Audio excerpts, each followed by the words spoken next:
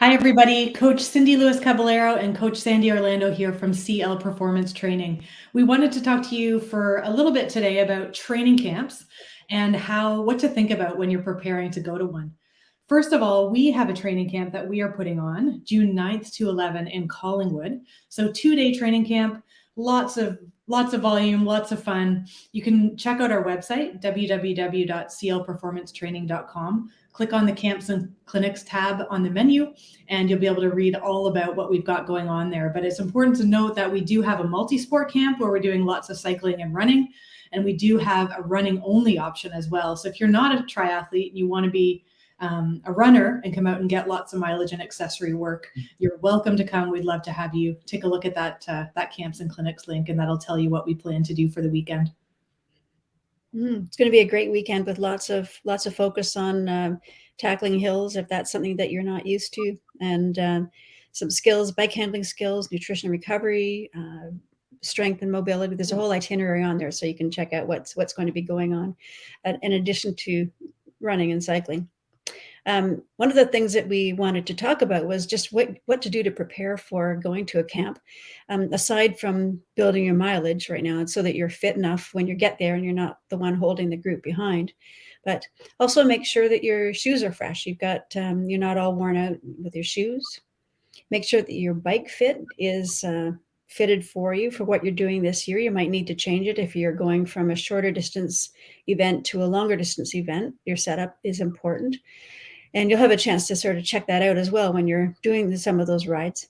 Make sure that your gear is not rotten from last year. Check check that your nutrition's not dried up and things aren't all crusty inside your bags and that sort of thing. And if you are going to a training camp that does have a swimming option, ours in Collingwood does not, but many of them will offer swimming, especially if it's a destination camp. Make sure that your wetsuit is still fitting you and not ripped up, and soften it up a bit by soaking it a few times. Make sure your goggles are in good shape and not leaking on you and that sort of thing. So what else, Cindy? What else should people be ready for?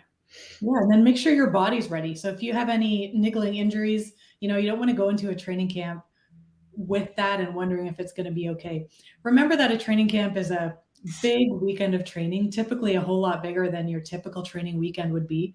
So aside from making sure that your mileage is built up appropriately, you want to make sure that you have done your chiro, your physio, your massage, anything that you've been meaning to do that you need to do to make sure that your muscles and your joints are ready to tackle that training camp as well.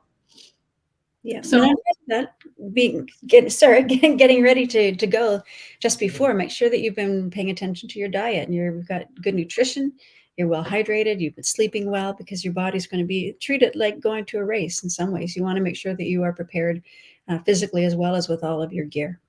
Yes. So we look forward to seeing you guys. We hope that you join us in Collingwood, June 9th to 11th. And again, if you do want to join us, go to our website, clperformancetraining.com, click on that camps and clinics tab, and that will tell you how to sign up, or feel free to send us an email about camps or anything else endurance athlete training related. Mm-hmm. You can email clperformancetraining@gmail.com, and we will make sure you get to the right person.